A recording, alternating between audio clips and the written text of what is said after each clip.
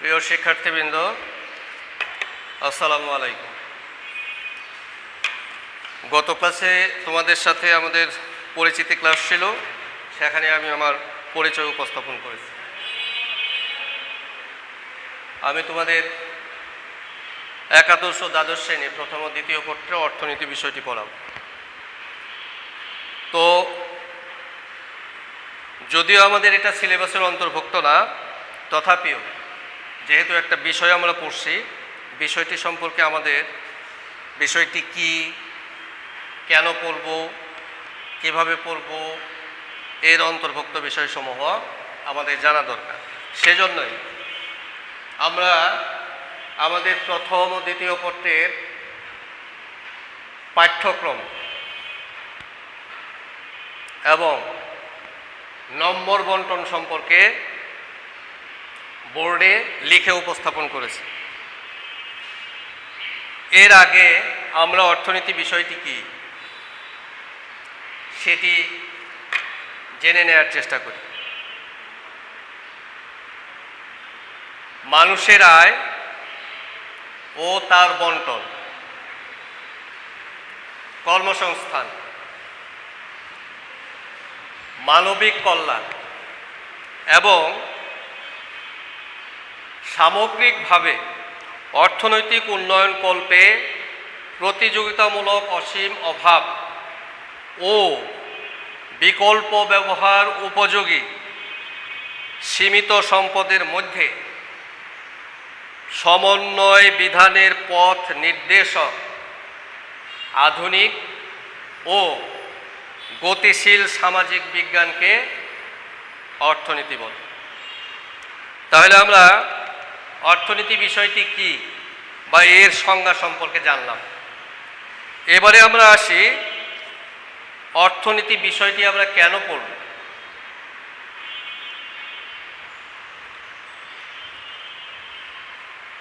সাধারণ দৃষ্টিকোণ থেকে যদি আমরা এটা দেখি, তাহলে আমরা লক্ষ্য করতে পারি মাতৃগর্ভ থেকে কবর বা শ্মশান, গৃহিণীর রান্নাঘর থেকে সংসদ ভবন, জাতিসংঘ সদর দপ্তর, কৃষকের কুঁড়েঘর থেকে রাজপ্রাসাদ, সর্বত্রই অর্থনীতির বিষয়বস্তু বিস্তৃত। দিনমজুর, রিক্সা চালক থেকে রাষ্ট্রপ্রধান, এমনকি আন্তর্জাতিক সংস্থার প্রধান, সবার জীবনেই অর্থনীতি অঙ্গাঙ্গিভাবে জড়িত। সুনাগরিক হওয়ার জন্য একজন বিখ্যাত অর্থনীতিবিদ, সুপরিচিত বারবারা ওটন বলেছেন, প্রকৃত অর্থে তুমি নাগরিক হতে পারো না যদি তুমি কোনো না কোনোভাবে একজন অর্থনীতিবিদ হও। অর্থাৎ একজন সুনাগরিক হতে হলে বারবারা ওটনের মতে প্রত্যেককে কোনো না কোনো মাত্রায় অর্থনীতিবিদ হতে হবে। বিষয়টির মর্যাদা সম্পর্কে প্রখ্যাত অর্থনীতিবিদ পল অ্যান্থনি স্যামুয়েলসন, আমি নামটা আবার বলছি, পল অ্যান্থনি স্যামুয়েলসন বলেছেন, অর্থনীতি হলো সমাজবিজ্ঞানের রানী। অর্থনীতি হলো সমাজবিজ্ঞানের রানী, queen of social science, queen of social science. এবারে আমরা এই বিষয়টির আর্থিক দিক নিয়ে আলোচনা করি। এই বিষয়ের যে উচ্চতর ডিগ্রি, সেই ডিগ্রি সম্পর্কে বলা হয়েছে, আর এটি বলেছে আইএফসি এবং বিবিসি তাদের পর্যালোচনা থেকে। Second most lucrative degree in terms of median annual salary, অর্থাৎ অর্থনীতি বিষয়ে ডিগ্রিধারী যারা, তাদের বার্ষিক যে বেতন হয়, স্যালারি, সেটা সবগুলো বিষয়ের মধ্যে প্রায় দ্বিতীয় অবস্থানে থাকে। অর্থনীতি বিষয়ের ডিগ্রি সম্পর্কে আরও বলা হয়েছে, with an economic degree if you want to make a difference you can, if you don't want to make difference at least you can make a lot of money. এখানে যেটা বলা হয়েছে, অর্থনীতি বিষয়ে ডিগ্রি দিয়ে তুমি অন্যের সাথে নিজেকে পার্থক্য করতে পারো, আর যদি তুমি সেই পার্থক্য নাও করতে চাও তাহলেও কমপক্ষে তুমি বিত্তবান হতে পারবে। এটা বলছেন প্রফেসর কারেন মামফোর্ড।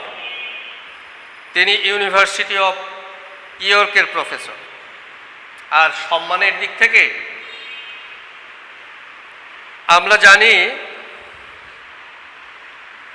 এবং খুব সম্প্রতি শুনছি, এখনো এবারের সবগুলো নোবেল প্রাইজ ঘোষণা করা হয়তো শেষ হয়নি। পৃথিবীর সবচেয়ে সম্মানসূচক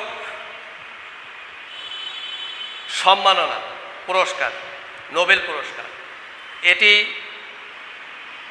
প্রবর্তন করা হয় আজ থেকে বেশ কিছু বছর আগে, কিন্তু এটা দেওয়া হয় 6টি বিষয়ের উপর। তার একটি হলো অর্থনীতি। অর্থনীতিতে নোবেল পুরস্কার দেওয়া হয়। তো তুমি যদি একজন ভালো অর্থনীতিবিদ হতে পারো, তোমার কোনো কার্যক্রম যদি এমন পর্যায়ে পৌঁছায়, তাহলে তুমি এই নোবেল পুরস্কারের জন্য মনোনীত হতে পারো। এই বিষয়টি কি এবং এটা কেন পড়ব এ সম্পর্কে আমরা জানলাম। এটি পড়ার জন্য, এটি পড়ার ক্ষেত্রে এটির শিক্ষার্থীদের জন্য কিছু কিছু অর্থনীতিবিদ কিছু কিছু দিক নির্দেশনা দিয়েছেন। সেক্ষেত্রে প্রফেসর অ্যাসর লিনবেক স্টকহোম বিশ্ববিদ্যালয়ের ইনস্টিটিউশন ফর ইন্টারন্যাশনাল ইকোনমিক স্টাডিজের ডাইরেক্টর, যিনি 1981 সন থেকে অর্থনীতিতে নোবেল পুরস্কার প্রদান কমিটির চেয়ারম্যান, তিনি বলেছেন, অর্থনীতির নীতিগুলোকে নিজস্ব দৃষ্টিকোণ থেকে বুঝতে চেষ্টা করো, যন্ত্রের মতো আত্মস্থ করো না। সাধারণ বোধগম্যতার মধ্য দিয়ে বুঝতে চেষ্টা করো। তোমার শিক্ষক ও পাঠ্যগ্রন্থ কর্তৃক উপস্থাপিত উদাহরণগুলো। যদি তুমি শুধু মুখস্থ করতে চাও, তাহলে দেখবে 2 বছর পর তুমি সবই ভুলে গেছো। কিন্তু তুমি যদি অর্থনীতিকে উপলব্ধির আলোকে শিখতে চাও, দেখবে যথেষ্ট মূল্যবান কিছু তোমার জীবনে সংগৃহীত হয়েছে। এই বক্তব্যটি আমরা পাই পার্কিন মাইকেল ম্যাক্রো ইকোনমিক্স গ্রন্থে, যেটা প্রকাশিত হয় 1990 সালে। আরেকজন অর্থনীতিবিদ যিনি নোবেল বিজয়ী 1993 সালে, ডগলাস নর্থ, তিনি অর্থনীতির একজন শিক্ষার্থীর জন্য কিছু বক্তব্য দিয়েছেন। সেগুলো হচ্ছে এরকম: একজন শিক্ষার্থী অর্থনীতির শিক্ষা গ্রহণকালে এটি একটি চ্যালেঞ্জের মনোভাব নিয়ে এগিয়ে যাবে। কলেজ বা বিশ্ববিদ্যালয়ে একজন শিক্ষার্থী অন্য সবার চেয়ে নিজেকে ভিন্ন ভাবতে হবে, যেটা আমরা কেন পড়ব সেখানে বলেছি, ডিফারেন্স ক্রিয়েট করা। বিভিন্ন প্রাসঙ্গিক প্রশ্নে অধ্যাপকদের অর্থাৎ শিক্ষকদের ব্যতিব্যস্ত রাখতে হবে। শিক্ষার্থীকে শ্রেণীকক্ষের ভেতর ও বাইরে বহু প্রশ্নের সৃষ্টি করতে হবে, সাথে সাথে উত্তরও খুঁজে বেড়াতে হবে। অর্থনীতিতে এটি হলো শিক্ষার্থীর জন্য সবচেয়ে গুরুত্বপূর্ণ দিক। বর্তমান বিশ্বে সবচেয়ে বড় প্রয়োজন হলো কিভাবে জীবনকে সৃষ্টিশীল ও চ্যালেঞ্জিং করা যায়। এই তথ্যটিও আমরা মাইকেল পার্কিন থেকে পেয়েছি, এটা মাইক্রো ইকোনমিক্স 1996 থেকে।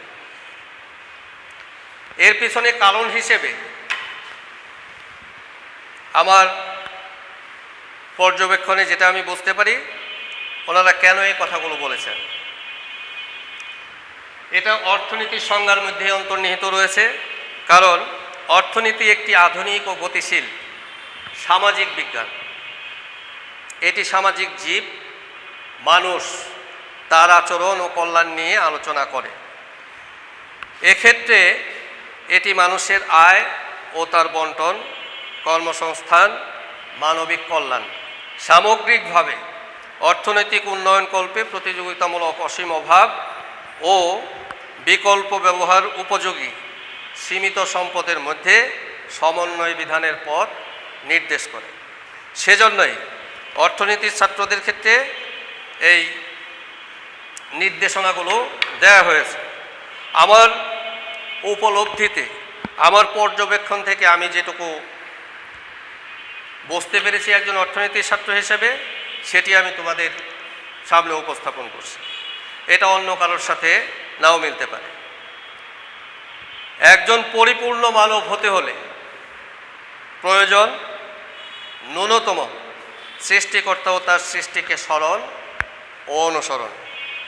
আর একজন যোগ্য শিক্ষার্থী হতে হলে প্রয়োজন ন্যূনতম সুশৃঙ্খল, সময়ানুবর্তী, নিয়মানুবর্তী ও মনোযোগী পাঠক, শ্রোতা ও দর্শনার্থী হওয়া। কিন্তু একজন অর্থনীতিবিদ হতে হলে একজন যোগ্য শিক্ষার্থী হওয়ার সাথে সাথে অতি অবশ্যই তাকে দৃঢ়প্রত্যয়ী, অনুসন্ধিৎসু ও কঠোর পরিশ্রমী হতে হবে। তাহলে নিশ্চয়ই তোমরা এখান থেকে বুঝতে পেরেছো, যেহেতু তোমাদের অর্থনীতি বিষয়টি পড়তেই হবে অন্তত তোমাদের শিক্ষার এই পর্যায়ে, সেহেতু তোমরা শুধু মুখস্থ না করে বুঝে চিন্তা করে পড়ার চেষ্টা করো। তাহলে এই পর্যায়ের এই শিক্ষাটা আজীবন তোমার মনে থাকবে এবং কাজেও লাগবে। এবারে আমরা আসি অর্থনীতির আলোচনার যে দিকগুলো আছে। অর্থনীতির বিভিন্ন তাত্ত্বিক ও বাস্তব ধারণাকে সম্যক রূপে অনুধাবন করার জন্য এর এই বৃহৎ আওতাকে অসলো বিশ্ববিদ্যালয়ের অধ্যাপক রাগনার ফ্রেশ 1933 সালে ব্যষ্টিক অর্থনীতি ও সামষ্টিক অর্থনীতি নামে দুটি ভাগে ভাগ করেন। আর আমাদের এই পর্যায়ে আমাদের এইচএসসি লেভেলে যে অর্থনীতিটা আছে সেটাকে দুই ভাগে ভাগ করা হয়েছে। ভাগ দুটো হলো প্রথম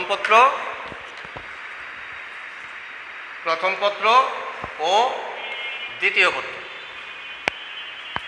এখানে প্রত্যেক পত্রে 10টি করে অধ্যায় আছে। প্রত্যেক পত্রে কয়টি করে অধ্যায় আছে? 10টি করে। প্রথম পত্রে এই 10টি, দ্বিতীয় পত্রেও 10টি।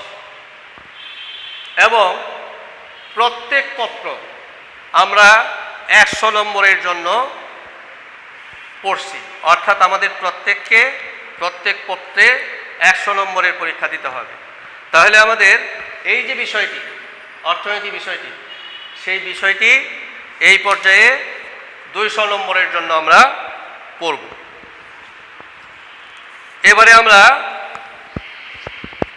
অধ্যায়গুলো দেখি। প্রথম পত্রের প্রথম অধ্যায় হচ্ছে মৌলিক অর্থনৈতিক সমস্যা এবং এর সমাধান। দ্বিতীয় অধ্যায় হচ্ছে ভোক্তা ও উৎপাদকের আচরণ। তৃতীয় অধ্যায় উৎপাদন ব্যয় ও আয়। চতুর্থ অধ্যায় হচ্ছে বাজার। পঞ্চম হচ্ছে শ্রমবাজার। ষষ্ঠ হচ্ছে মূলধন। সপ্তম সংগঠন। অষ্টম খাজনা। এই অষ্টম অধ্যায়ের ক্লাসগুলো হয়তো তোমরা ইতিমধ্যেই ইউটিউবে আমাদের পেজে দেখতে পেরেছো এবং এটা তোমরা দেখবে, অবশ্যই দেখবে। নবম হচ্ছে সামগ্রিক আয় ও ব্যয় এবং দশম হচ্ছে মুদ্রা ও ব্যাংক। এই হচ্ছে প্রথম পত্রের 10টি অধ্যায়। এবারে আমরা দ্বিতীয় পত্রের কারিকুলামটা দেখি। দ্বিতীয় পত্রেও মোট 10টি অধ্যায়। প্রথম অধ্যায় হচ্ছে বাংলাদেশের অর্থনীতি পরিচয়। দ্বিতীয় অধ্যায় বাংলাদেশের কৃষি। তৃতীয় অধ্যায় বাংলাদেশের শিল্প। বিশেষ করে এই দ্বিতীয় তৃতীয় অধ্যায় সম্পর্কে তোমরা কম বেশি জানো, কি অর্থনীতি পড়ো বা না পড়ো। চতুর্থ হচ্ছে জনসংখ্যা, মানব সম্পদ এবং আত্মকর্মসংস্থান। পঞ্চম হচ্ছে খাদ্য নিরাপত্তা। এই খাদ্য নিরাপত্তা অর্থনীতির বিষয় হলেও আমাদের এ পর্যায়ে এই অধ্যায়টি নতুন সংযোজিত হয়েছে। ষষ্ঠ অধ্যায় হচ্ছে অর্থায়ন। সপ্তম অধ্যায় মুদ্রাস্ফীতি। অষ্টম হচ্ছে আন্তর্জাতিক বাণিজ্য। নবম সরকারি অর্থব্যবস্থা এবং দশম হচ্ছে উন্নয়ন পরিকল্পনা। আমাদের এই যে 100 নম্বরের পরীক্ষা, সেই পরীক্ষাটি যেভাবে মান বন্টন করা হবে, অর্থাৎ আমাদের পরীক্ষায় প্রতি পত্রের জন্য কি কি প্রশ্ন থাকবে, কিভাবে থাকবে এবং তার উত্তর কিভাবে করতে হবে। তোমরা নবম দশম শ্রেণীতে যেভাবে পরীক্ষা দিয়েছ, আমাদের এখানে নম্বর বন্টনও সেভাবেই। আমাদের প্রতি পত্রে 30টি এমসিকিউ প্রশ্ন থাকবে, 30টির উত্তর দিতে হবে। প্রত্যেক প্রশ্নের মান হচ্ছে 1 এবং এমসিকিউ এর নম্বর থাকবে 30। তোমাকে শুধু বিষয়ের জন্য হলে, এরপর সৃজনশীল প্রশ্ন 11টি প্রশ্ন দেয়া থাকবে, তোমাকে 7টি প্রশ্নের উত্তর করতে হবে। প্রত্যেক প্রশ্নের মান হচ্ছে 10। এখানে সৃজনশীল প্রশ্নের মোট মান হচ্ছে 70 আর পত্রভিত্তিক বিষয়টির মান হচ্ছে মোট মান হচ্ছে 100। একইভাবে দ্বিতীয় পত্রেও তাই। আর এই 100 আর 100 মিলে আমাদের এই যে ইকোনমিক্স সাবজেক্ট, সেটার জন্য এই পর্যায়ে আমাদের 200 নম্বরের পরীক্ষায় অবতীর্ণ হতে হবে। প্রিয় শিক্ষার্থীবৃন্দ, ইতিমধ্যেই তোমরা হয়তো ইউটিউবে আমাদের পেজে এই যে অষ্টম অধ্যায়, প্রথম পত্রের অষ্টম অধ্যায় খাজনা, এটির ক্লাস দেখেছ। যারা দেখনি তারা দেখে নিও, কিন্তু মনে রেখো ক্লাসগুলোর শুরু নিচের দিক থেকে, অর্থাৎ তুমি আমাদের পেজে ঢুকলেই শুরুতে যে ক্লাসগুলো দেখতে পাবে সেগুলো শেষের দিকে, আর যত নিচের দিকে যেতে থাকবে অধ্যায় ভিত্তিক যে আলোচনা সেটা শুরুর দিকে যেতে থাকবে। কাজেই আমার যে এই অষ্টম অধ্যায়ের ক্লাসগুলো সেগুলো একদম নিচের দিক থেকে তোমরা দেখবে, অনুসরণ করবে। আর হ্যাঁ, এই ক্লাসগুলো শুধু দেখলেই হবে না, এগুলো বোঝার জন্য, সঠিকভাবে বোঝার জন্য তোমাদের বই প্রয়োজন। তো যত শীঘ্র সম্ভব তোমরা প্রথম ও দ্বিতীয় উভয় পত্রের বই সংগ্রহ করো, কারণ আমরা একই সাথে প্রথম ও দ্বিতীয় পত্র সরকারি নির্দেশনা অনুযায়ী পড়িয়ে থাকি। বইয়ের তালিকা ইতিমধ্যেই তোমাদের সরবরাহ করা হয়েছে। এখনও যারা সেটি পাওনি তারা তোমাদের